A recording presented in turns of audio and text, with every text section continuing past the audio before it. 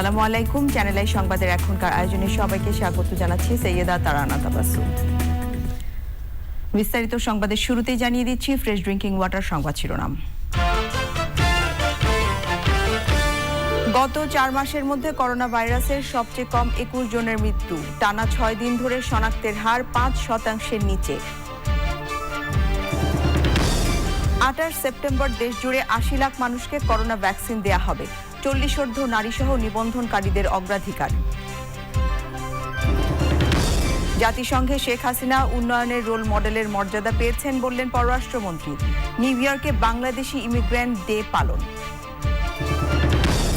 অনলাইনে গরু কিনে ছাগল পেয়েছিলেন বাণিজ্যমন্ত্রী। কোরবানির সময় ই-কমার্স প্রতিষ্ঠানের গ্রাহক ঠকানোর গল্প।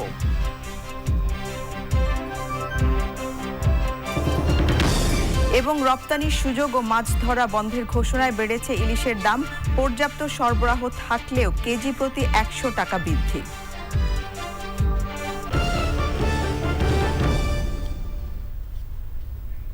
এছাড়া নিটোল টাটা বিশেষ সংবাদে থাকছে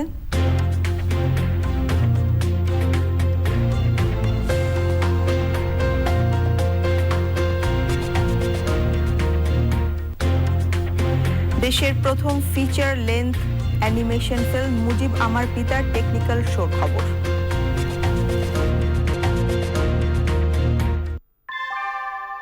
আনোয়ার শীট দামে কম থেকে অনেক বেশি।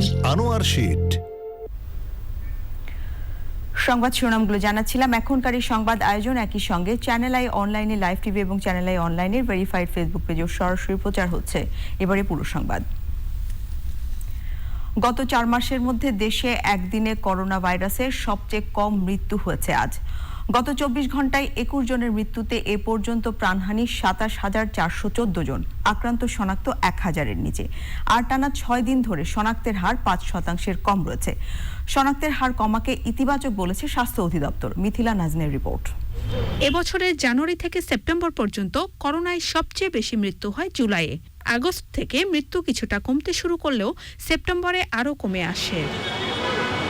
রোববার সকাল পর্যন্ত 24 ঘন্টায় করোনায় 21 জনের মৃত্যুর মধ্যে দিয়ে মোট মৃত্যু দাঁড়ালো 27,414 জনে। এছাড়া শনাক্তের হার 4.41%। সুস্থতা বেড়ে হয়েছে 1,312 জন। মোট সুস্থ হয়েছেন 15 লাখের বেশি মানুষ। করোনা পরিস্থিতির উন্নতি হলেও ডেঙ্গুর বিস্তার রোধে সবাইকেই সচেতন হওয়ার আহ্বান জানিয়েছে স্বাস্থ্য অধিদপ্তর। গত 7 দিনে রোগী শনাক্ত হয়েছে 9,071 জন, যেটি গত 7 দিনে শনাক্তের চাইতে প্রায় 29% কম। মৃত্যুর যে সংখ্যাটি আছে সেটি পূর্ববর্তী 7 দিনের তুলনায় 30% চাইতেও বেশি কমেছে। কোভিড-19 পরিস্থিতিতে জ্বর থাকলেই কেবল কোভিড হয়েছে সেটি যেমন আমরা ভাববো, তার পাশাপাশি কিন্তু ডেঙ্গু জ্বরের পরীক্ষাটিও আমাদেরকে করে ফেলতে হবে। করোনা পরিস্থিতি শূন্যের কোটায় নামিয়ে আনার প্রত্যাশার কথা বলেন স্বাস্থ্য সংশ্লিষ্টরা। Mithila Nazneen, channel I, Dhaka. 28 September প্রধানমন্ত্রী শেখ হাসিনার জন্মদিনে দেশব্যাপী একদিনে 80 লাখ মানুষকে করোনা ভ্যাকসিন দেওয়া হবে।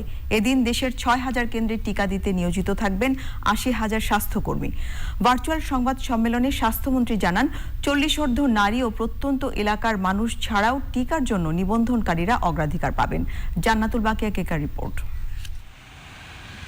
প্রথম ডোজ ও দ্বিতীয় ডোজ মিলিয়ে ইতিমধ্যে দেশের 4,02,00,000 মানুষকে করোনা ভ্যাকসিন দেয়া হয়েছে। বর্তমানে সরকারের হাতে রয়েছে আরও 1.5 কোটি ভ্যাকসিন। চুক্তি অনুযায়ী চীন থেকে প্রতি সপ্তাহে 50 লাখ ডোজ হিসেবে 2 কোটি ডোজ টিকা মাসে আসছে। জাতীয় ভ্যাকসিন ডেপ্লয়মেন্ট কমিটির চেয়ারম্যান ও স্বাস্থ্য অধিদপ্তরের অতিরিক্ত মহাপরিচালক অধ্যাপক ডাক্তার মির্জাদি সেব্রিনা ফ্লোরার সঞ্চালনায় অনলাইন বৈঠকে দেশব্যাপী বিশেষ ক্যাম্পেইন পরিচালনার গুরুত্ব তুলে ধরেন স্বাস্থ্যমন্ত্রী। চায়না থেকে আমরা প্রায় 7 কোটির অধিক ভ্যাকসিন আমরা অর্ডার দিয়েছি আমরা, এবং তার একটা বিরাট অংশ চলে এসেছে। কোভিড থেকে আমরা অনেক ভ্যাকসিন পাচ্ছি। সব মিলিয়ে আমাদের একটা ভালো অবস্থায় আছে। 28 তারিখে সকাল থেকে আমরা ভ্যাকসিন ক্যাম্পেইন আমরা শুরু করছি। স্বাস্থ্যমন্ত্রী জানান দেশের 4,600 ইউনিয়নের প্রতিটিতে 3টি করে বুথ, 1,054টি ইউনিয়নের প্রতিটিতে 1টি করে এবং সিটি কর্পোরেশনগুলোতে 443টি ওয়ার্ডের প্রতিটিতে 3টি করে বুথে টিকাদান চলবে। দরিদ্র জনগোষ্ঠী আছেন এবং যারা সব সময় ভ্যাকসিন নিতে আসতে পারে না এবং বয়স্ক যারা, তাদের দেওয়ার উদ্দেশ্য নিয়ে আমরা 28 তারিখে ক্যাম্পেইন করছি। আমাদের লক্ষ্য 28 তারিখে প্রায় 80 লক্ষ ভ্যাকসিন দেওয়া। সকাল 9টা থেকে শুরু করে প্রয়োজনে দ্বিতীয় শিফটেও চলবে টিকাদান। চলতি বছর ডিসেম্বর নাগাদ দেশের 10 কোটি মানুষকে করোনা ভ্যাকসিনের আওতায় আনতে চায় সরকার। সরকারের কেনা ও কোভ্যাক্স জোট থেকে টিকা পাওয়া সাপেক্ষে পরবর্তীতেও বিশেষ ক্যাম্পেইন চলবে। জান্নাতুল বাকিয়া কেকা, চ্যানেল আই, ঢাকা। যুক্তরাষ্ট্রের ওয়াশিংটন ডিসি পৌঁছেছেন প্রধানমন্ত্রী শেখ হাসিনা। জাতিসংঘ সাধারণ পরিষদের 76তম অধিবেশন উপলক্ষে এক সপ্তাহের সরকারি সফর শেষে তিনি ওয়াশিংটন ডিসি যান। বিমানবন্দরে এয়ারলাইন্সের ভিভিআইপি চার্টার্ড ফ্লাইট প্রধানমন্ত্রী ও তার সফর সঙ্গীদের নিয়ে নিউ ইয়র্ক থেকে ওয়াশিংটন ডিসি যায়। যুক্তরাষ্ট্রে বাংলাদেশের রাষ্ট্রদূত মোহাম্মদ শহীদুল ইসলাম ওয়াশিংটন ডিসির আন্তর্জাতিক বিমানবন্দরে প্রধানমন্ত্রীকে স্বাগত জানান। এর আগে নিউ ইয়র্কের জন এফ কেনেডি বিমানবন্দর থেকে ওয়াশিংটন ডিসির উদ্দেশ্যে রওনা হন প্রধানমন্ত্রী। জাতিসংঘে বাংলাদেশের স্থায়ী প্রতিনিধি রাবাব ফাতিমা বিমানবন্দরে প্রধানমন্ত্রীকে বিদায় জানান।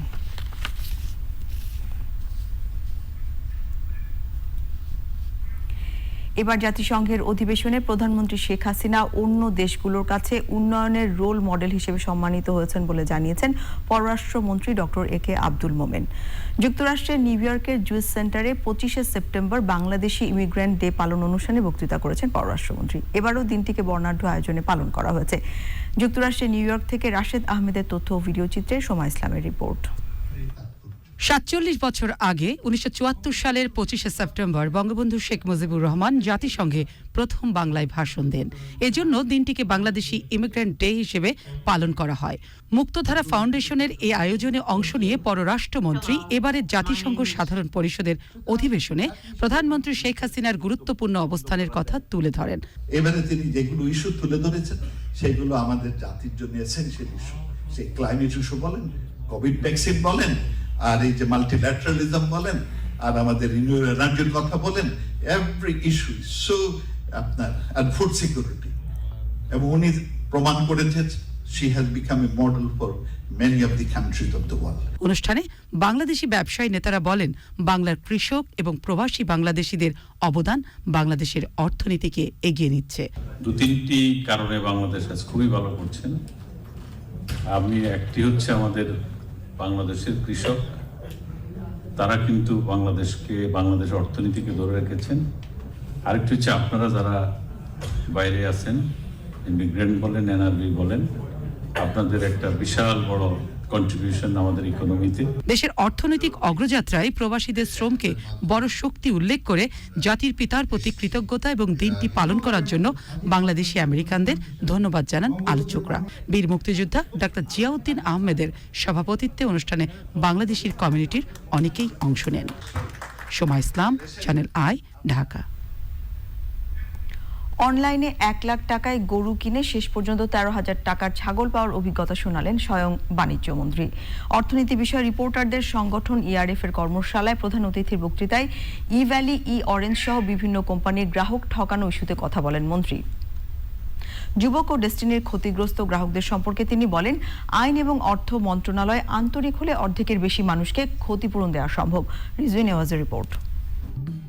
করোনা শুরুতে 2020 সালে ঈদুল আজহার আগে অনলাইনে পশু কেনাবেচার হাটের উদ্বোধন অনুষ্ঠানে ছিলেন বাণিজ্যমন্ত্রী টিপু মুনশি। উদ্যোক্তাকে উৎসাহিত করতে অনুষ্ঠানে 1 লাখ টাকায় একটি গরুর অর্ডারও দেন তিনি। তার পরের অভিজ্ঞতাটা সুখের নয়। একটা গরু কিনলাম 1 লক্ষ টাকা, তারপর বসে আছি কবে গরু আমাকে ডেলিভারি দেবে, কবে কি করবো, এই সব চিন্তার মধ্যে আছে। 6-7 দিন পর বললো কি সেই গরু আর নাই। বলে কি হলো সেটা? বলে সেই গরু আরেকজন নিয়ে চলে গেছে। আমার গরুটা নিয়ে চলে গেল। আমি দেখলাম যে গরুটা 1 লাখ টাকা, টাকাও দিয়ে দিয়েছি, কিন্তু আমি দেরি করি নাই, সাথে সাথে টাকা দিয়ে দিয়েছি। অ্যাডভান্স পেমেন্ট গরু না পেয়েই টাকা দিয়ে দিয়েছি। তারপর 6-7 দিন পর ওই খবর পাবলেন, তাহলে কি হবে ভাই, কোরবানি তোমাদের, আমি মন্ত্রী, আমারই যদি গরু না থাকে তাহলে আর কি হবে। তারপরে বললো 2-3 দিন পর না স্যার চিন্তা করে না, আপনাকে একটা গরু দেবো। তারপরে আরেকটা গরু দেখালো, আমাকে ছবি দিয়ে পাঠালো যে এই একটা গরু আপনার জন্য আছে। আচ্ছা কি করা যায়, আমি তো তাদের হাতে বন্দি, মানে এখন দিলেই একটা হয় আর কি গরু।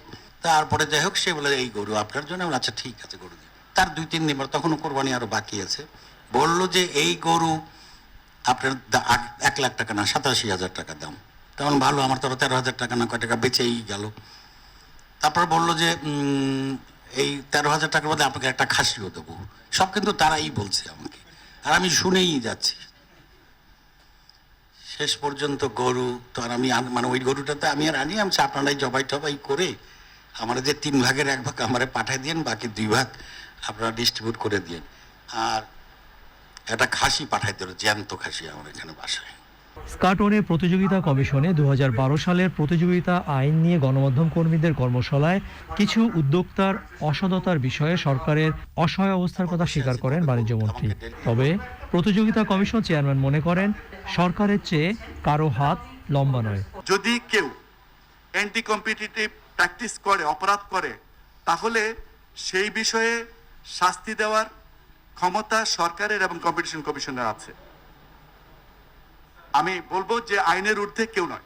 প্রতিযোগিতা নষ্ট করে বাজারে প্রভাব বিস্তারকারী অসাধু ব্যবসায়ী এবং উদ্যোক্তাদের শায়েস্তা করতে প্রতিযোগিতা আইনে কয়েকটি সংশোধনী প্রস্তাব দেন চেয়ারম্যান।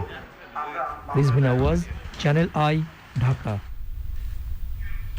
প্রাথমিক ও মাধ্যমিক পর্যায়ের পাঠ্য বইয়ে মুক্তিযুদ্ধ নিয়ে ভুল ও দায়সারা তথ্য থাকায় জাতীয় শিক্ষাক্রম ও পাঠ্যপুস্তক বোর্ডের চেয়ারম্যান ও মেম্বারকে তলব করেছেন হাইকোর্ট। হাইকোর্ট বলেন, মুক্তিযুদ্ধের সপক্ষের শক্তি ক্ষমতায় থাকার সময় পাঠ্য বইয়ে মুক্তিযুদ্ধ নিয়ে এত ভুল দুর্ভাগ্যজনক। সেই সাথে বই প্রকাশনায় ইতিহাস বিকৃতিতে গভীর ষড়যন্ত্র দেখা যাচ্ছে বলেও জানান হাইকোর্ট। এছাড়া পাঠ্য বইয়ে এমন প্রকাশনা কেন অবৈধ হবে না তা জানতে চেয়ে রুল জারি করেছেন আদালত।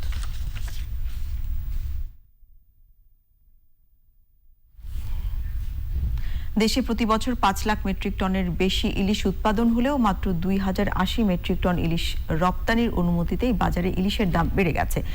রাজধানীর সবচেয়ে বড় মাছের আড়ত কাউরান বাজারের কেজি প্রতি ইলিশের দাম 100 টাকা বেড়েছে। মাসুর শাকিলের রিপোর্ট। রাজধানীর সবচেয়ে বড় মাছের আড়ত কাউরান বাজার জনতা মৎস্য মার্কেট।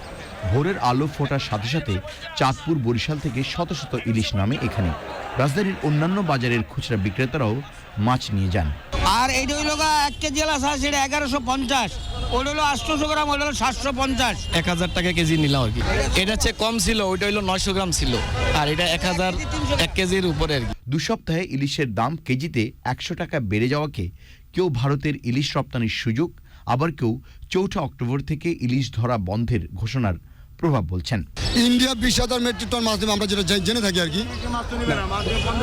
50 টন ধরুন প্রতি। আপনি একটু ভিতরে যদি ঘুরে আসেন তাহলে দেখতে পারেন যে কার্টন কিভাবে মাছ করতেছে। ওই যে ইন্ডিয়া কিছু মাছ যাচ্ছে, আর তারপরে সরবরাহ এবছর অনেক কম মাছ, ইলিশ মাছ 1.5 কেজি প্লাস হয়েছে, কেজি আপনার 1000 টাকা। 2019-20 অর্থ বছরে দেশে ইলিশ উৎপাদন হয়েছিল 5,50,000 মেট্রিক টন। মৎস্য উন্নয়ন কর্পোরেশন এবার 6 লাখ ছাড়িয়ে যাওয়ার প্রত্যাশা করছে। ইলিশের সাথে বাঙালির জীবন ওতপ্রোতভাবে জড়িত। রসনায় ইলিশ থাকলে আর যেন কথাই নেই। আর তাই বাজারে আসলে ইলিশের প্রতি দৃষ্টি থাকে বাঙালির। কিন্তু কখনো কখনো ইলিশের দাম কিছুটা বেড়ে গেলে বেজার মুখে ফিরতে হয়। আর তাতে যদি যুক্ত হয় ইলিশ ডিপ্লোমেসি, তবে তো দামে কথাই নেই। রাজধানীর কারণ বাজারের ইলিশ মার্কেট থেকে মাসুর শাকিল, চ্যানেল আই। এবার নিয়ে নিচ্ছি অশোক লীলান দিফা দরজ বিরতি। বিরতির পর্যায়ে থাকছে জার্মানির 20তম জাতীয় নির্বাচনে ভোট গ্রহণ চলছে। অ্যাঙ্গেলা মার্কেলের 16 বছর শাসনের পর নতুন চ্যান্সেলর পাচ্ছে জার্মানরা। আপনারা দেখছেন চ্যানেল আই সংবাদ।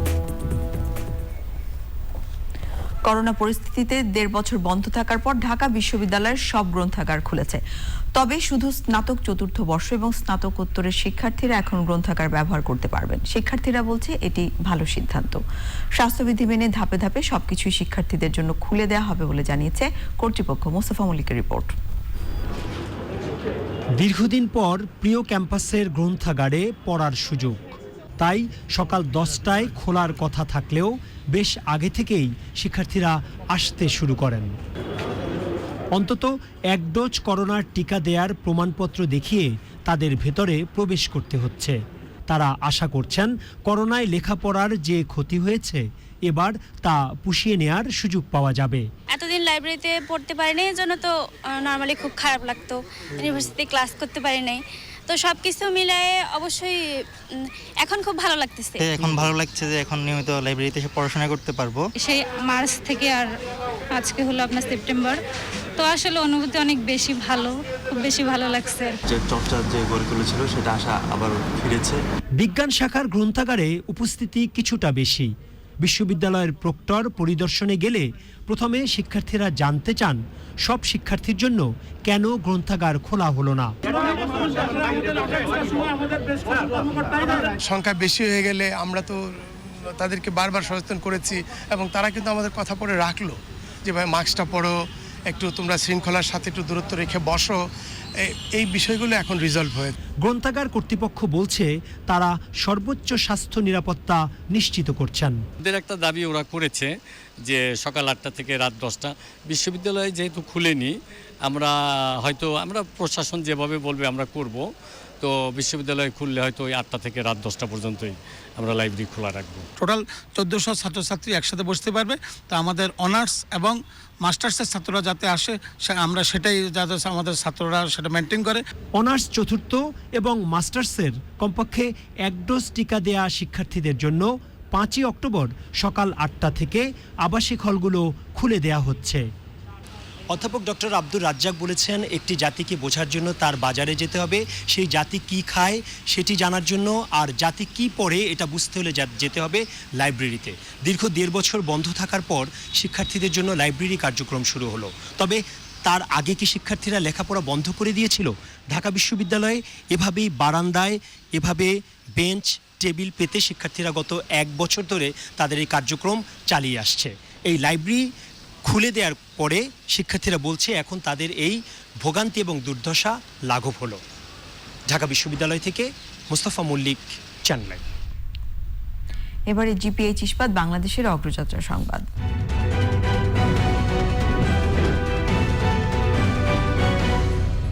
নির্মাণে প্রচলিত স্টিল বেছে নেবেন নাকি বেছে নেবেন এশিয়ার প্রথম কোয়ান্টাম ইলেকট্রিক আর্ক ফার্নেসে তৈরি বিশ্বসেরা স্টিল? জিপিএইচ ইস্পাত, দৃঢ়তার প্রতিশ্রুতি। সাভারের ঢাকা ইপিজেড থেকে হযরত শাহজালাল আন্তর্জাতিক বিমানবন্দর পর্যন্ত ঢাকা আশুলিয়া এলিভেটেড এক্সপ্রেসওয়ে নির্মাণের প্রকল্প নিয়েছে সরকার। প্রকল্পটি বাস্তবায়ন হলে যানজট সমস্যা থেকে অনেকটা স্বস্তি মিলবে বলে মনে করেন সংশ্লিষ্টরা। ওবায়দুল রশিদের রিপোর্ট।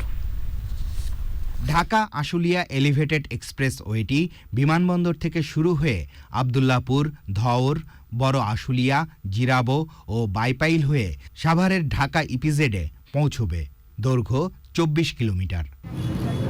প্রকল্পের স্ট্যাটিক লোড টেস্টের জন্য পাইলট বোরিং কাজের উদ্বোধন করেন সড়ক পরিবহন ও সেতুমন্ত্রী ওবায়দুল কাদের। অর্থায়ন সহযোগী প্রকল্পটি চীন সরকারের সাথে G2G চুক্তির ভিত্তিতে বাস্তবায়িত হচ্ছে, যার অর্থায়ন রয়েছে export import bank, Exim bank, China.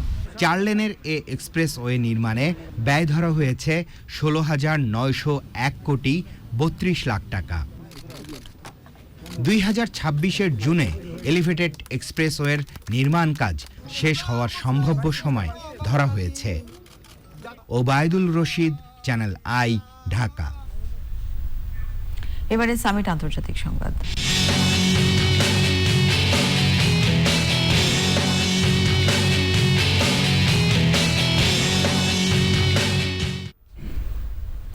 জার্মানির 20তম জাতীয় নির্বাচনে ভোট গ্রহণ চলছে। নতুন চ্যান্সেলর পেতে স্থানীয় সময় সকাল 8টা থেকে শুরু হওয়া ভোট শেষ হবে সন্ধ্যা 6টায়। 16টি অঙ্গরাজ্যে একযোগে চলছে ভোট গ্রহণ। এর মধ্য দিয়ে দীর্ঘ 16 বছরের অ্যাঙ্গেলা মার্কেলের শাসনামলের পর নতুন চ্যান্সেলর পেতে যাচ্ছে জার্মানরা। নির্বাচনে মোট ভোটার 6,40,00,000। তবে করোনা ভাইরাসের সংক্রমণের কারণে সবাই বুথে গিয়ে সরাসরি ভোট দেবেন না। মেইলের মাধ্যমে ভোট দেওয়ার সুযোগ থাকছে। নির্বাচনকে কেন্দ্র করে দেশ জুড়ে বিরাজ করছে উৎসবের আমেজ। করোনা মহামারীর মধ্যে নির্বাচন আয়োজনের কারণে স্বাস্থ্যবিধি মেনেই পছন্দের চ্যান্সেলর পদপ্রার্থীকে ভোট দিচ্ছেন সাধারণ মানুষ।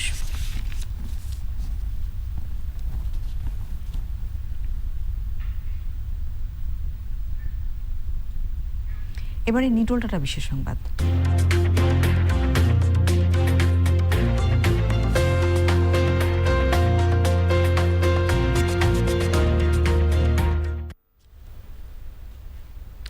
সারা দেশে 1 অক্টোবর মুক্তি পেতে যাচ্ছে দেশের প্রথম পূর্ণদৈর্ঘ্য অ্যানিমেশন চলচ্চিত্র মুজিব আমার পিতা। বঙ্গবন্ধু কন্যা শেখ হাসিনার লেখা শেখ মুজিব আমার পিতা গ্রন্থ অবলম্বনে চলচ্চিত্রটি নির্মাণ করেছে তথ্য ও যোগাযোগ প্রযুক্তি বিভাগ। রাজধানীর স্টার সিনেপ্লেক্সে 28 সেপ্টেম্বর প্রধানমন্ত্রী শেখ হাসিনার 75তম জন্মদিনে মুজিব আমার পিতার প্রিমিয়ার শো হবে। লায়লা নওশিনের রিপোর্ট। নতুন প্রজন্মের কাছে জাতির পিতা বঙ্গবন্ধু শেখ মুজিবুর রহমানের জীবনী তুলে ধরতে অনেক দিন ধরে কাজ করে যাচ্ছে তথ্য ও যোগাযোগ প্রযুক্তি বিভাগ। সেই প্রচেষ্টায় এবার যুক্ত হলো নতুন অধ্যায়। বঙ্গবন্ধু কন্যা শেখ হাসিনার লেখা শেখ মুজিব আমার পিতা অবলম্বনে নির্মাণ হয়েছে দেশের প্রথম পূর্ণদৈর্ঘ্য অ্যানিমেশন চলচ্চিত্র মুজিব আমার পিতা। প্রধানমন্ত্রী শেখ হাসিনার 75তম জন্মদিনে এর প্রিমিয়ার শো সামনে রেখে হলো টেকনিক্যাল শো ও মিট দ্য প্রেস। সকলের জন্য একটা উপভোগ্য একটা চলচ্চিত্র আমরা উপহার দিতে চাই বঙ্গবন্ধুর কন্যা জননেত্রী শেখ হাসিনার 75তম জন্মদিনে, এবং তার নিজের লেখা অবলম্বনে আমরা এই চলচ্চিত্রটি যে নির্মাণ করতে পেরেছি তার জন্য তথ্য যোগাযোগ প্রযুক্তি বিভাগ আমরা অত্যন্ত আনন্দিত এবং গর্বিত। প্রায় 2 বছর ধরে এক ঝাঁক তরুণের প্রচেষ্টায় বাংলাদেশের প্রথম পূর্ণদৈর্ঘ্য এই অ্যানিমেশন চলচ্চিত্রের মধ্য দিয়ে এক নতুন পথ চলা শুরু হলো বলে মনে করছেন সংশ্লিষ্টরা। অনেক কাছে থেকে বঙ্গবন্ধুকে অবজার্ভ করার বা বঙ্গবন্ধুকে বোঝার মতো আমার কাছে মনে হচ্ছে বেস্ট হচ্ছে আমাদের প্রধানমন্ত্রী। তো আমি ওইটা পড়তে যে আমি অনেক পার্সোনালি ফিল করতে থাকি যে হ্যাঁ এইটা আমার হচ্ছে, আমি যদি ভিজুয়াল করতে চাই তাইলে হচ্ছে আমার জন্য বেস্ট মিডিয়া হচ্ছে অ্যানিমেশন মিডিয়া। চলচ্চিত্রের সঙ্গীতায়োজনে রয়েছে কালজয়ী 3টি বাংলা গান। পরপর 3 দিন বিশেষ প্রদর্শনীর পর 1 অক্টোবর সারা দেশে মুক্তি পাবে চলচ্চিত্রটি।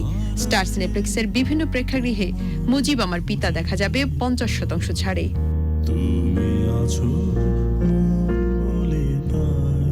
Laila Nowshin, channel I, Dhaka. এবারে কৃষি সংবাদ।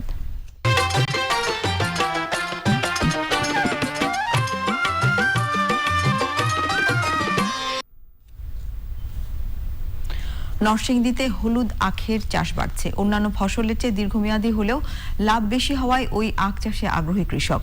নরসিংদী থেকে সুমন রায়ের রিপোর্ট। নানা জাতের ফল ফসলের সমৃদ্ধ জেলা নরসিংদীতে বাড়ছে পুষ্টিগুণ সমৃদ্ধ আখের আবাদ। অন্যান্য ফসলের চেয়ে খরচ এবং শ্রম তুলনামূলক কম, পাশাপাশি বাজারে চাহিদা থাকায় আখ আবাদে আগ্রহ বাড়ছে চাষিদের। অন্য ফসলের তুলনায় আমরা আখ চাষ করে খুবই উন্নত মানের হয়ে গেছে, কিন্তু আমরা ক্ষেতের মধ্যে ব্যাপারীর কাছে চাহিদা অনেক বেশি, কারণ এখানে ব্যাপারী আসে, তার দাম দর করে তারপরে এরা নিয়ে যায় আর কি। ক্ষেত পাইকার আসে, ক্ষেতের সব কিনা লয়ে দেখা। বিঘায় 30 থেকে 45 হাজার টাকা খরচ করে 1.5 থেকে 2 লাখ টাকার আখ বিক্রি করছেন কৃষক। খুচরা বাজারে আকার ভেদে প্রতিটি আখের দাম 25 থেকে 120 টাকা।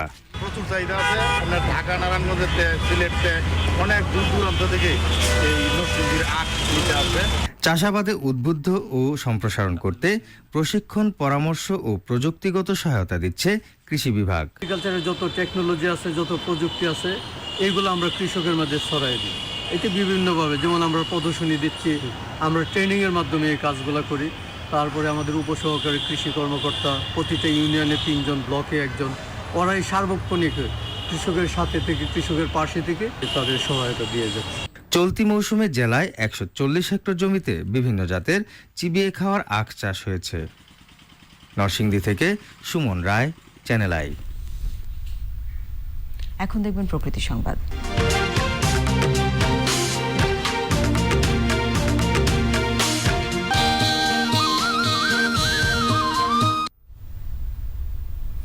পটুয়াখালীতে শত শত শিশু গাছ মরে যাচ্ছে। সামাজিক বনায়নের আওতায় সড়ক ও বাঁধের পাশের বড় গাছগুলোর মৃত্যুর কারণ কর্তৃপক্ষের জানা নেই।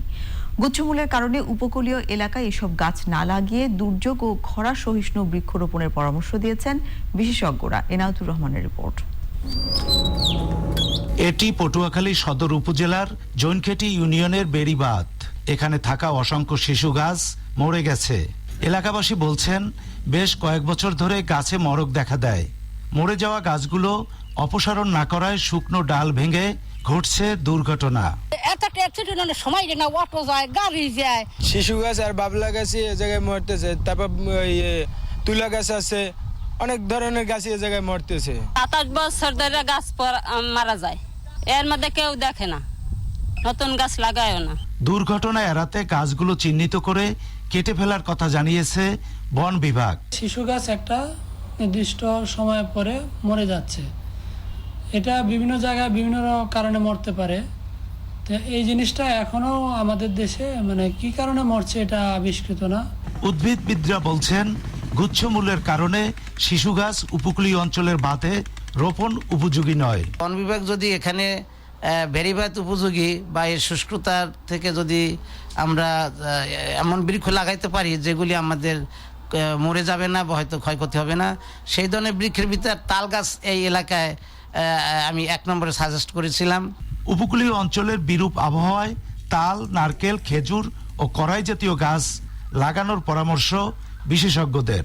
উপকূলীয় এলাকার জনপদে আগামী দিনের জলবায়ু পরিবর্তন সহিষ্ণু বৃক্ষরোপণের উপরে গুরুত্ব আরোপ করেছেন উদ্ভিদবিদরা। পটুয়াখালীর জয়েন্টকেটি থেকে এনায়েতুর রহমান, চ্যানেল আই। এবারে ধামাকা shopping.com তথ্য প্রযুক্তি সংবাদ।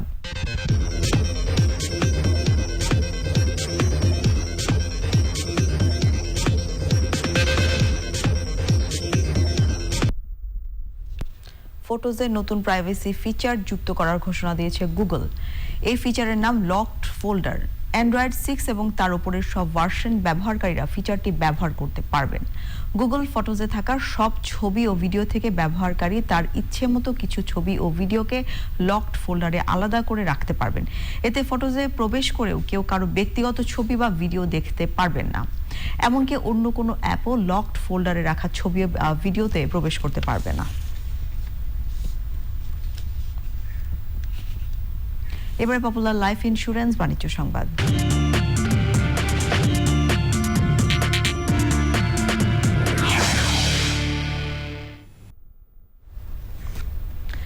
সহজ ঋণ সুবিধা, ডিজিটাল রিওয়ার্ড, সেলফ সার্ভিস সুবিধা সহ আধুনিক জীবনযাত্রার ডিজিটাল লেনদেনে বেশ কিছু সুবিধা নিয়ে স্মার্ট ক্রেডিট কার্ড চালু করেছে স্ট্যান্ডার্ড চার্টার্ড ব্যাংক। সংবাদ সম্মেলনে স্মার্ট কার্ডের সুবিধা তুলে ধরেন স্ট্যান্ডার্ড চার্টার্ড ব্যাংকের ঊর্ধ্বতন কর্মকর্তারা। ডিজিটাল লেনদেনে 40 বছর বয়সী মিলেনিয়াম জেনারেশনের গ্রাহক সহ ক্যাশলেস সোসাইটি ভোক্তাদের জন্য এই স্মার্ট ক্রেডিট কার্ড। ভোক্তাদের দৈনন্দিন ব্যয়ের মাধ্যমে সুদমুক্ত কিস্তি সুবিধা, পণ্য অর্ডারে 15% মূল্য ছাড়, বছরে 3 লাখ টাকা খরচে 22,000 টাকা রিটার্ন সহ বেশ কিছু সুবিধা তুলে ধরা হয়। অনুষ্ঠানে স্ট্যান্ডার্ড চার্টার্ড ব্যাংক বাংলাদেশের সিইও নাসের এজাজ বিজয়, ব্যবস্থাপনা পরিচালক Shabbir Ahmed, head of consumer Bitopi Das Chowdhury সহ অন্যরা উপস্থিত ছিলেন। আবার নিয়ে নিচ্ছি অশোক লীলা দিফাদটস বিরতি। বিরতির পর্যা থাকছে 17 অক্টোবর থেকে জাতীয় ক্রিকেট লিগের নতুন মৌসুম শুরু। পাকিস্তান সিরিজের আগে পর্যাপ্ত প্রস্তুতি হবে বললেন হাবিবুল বাশার। আপনারা দেখছেন চ্যানেল আই সংবাদ। বাংলাদেশ স্পেশালাইজড হসপিটাল খেলার খবর।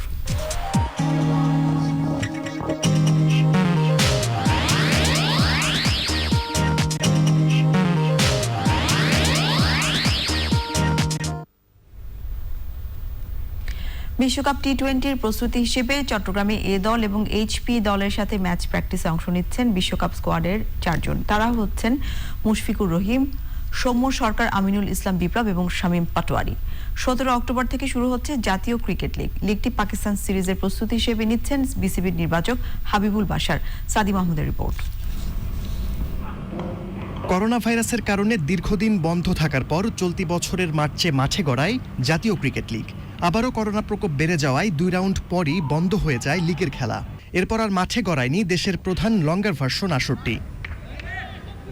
অবশেষে মাঠে গড়াচ্ছে জাতীয় ক্রিকেট লিগের নতুন মৌসুম। টি-20 বিশ্বকাপের পরপরই ঘরের মাঠে পাকিস্তানের বিপক্ষে সিরিজ রয়েছে টাইগারদের। নির্বাচক হাবিবুল বাশার বলছেন, এটি হতে পারে সে সিরিজের জন্য তৈরি হওয়ার উপলক্ষ। টেস্ট খেলতে নেমেছি, খুব ম্যাচ খেলার সুযোগ পাইনি। প্র্যাকটিস ম্যাচ আর কম্পিটিশন ম্যাচের মধ্যে ডিফারেন্স ডেফিনেটলি।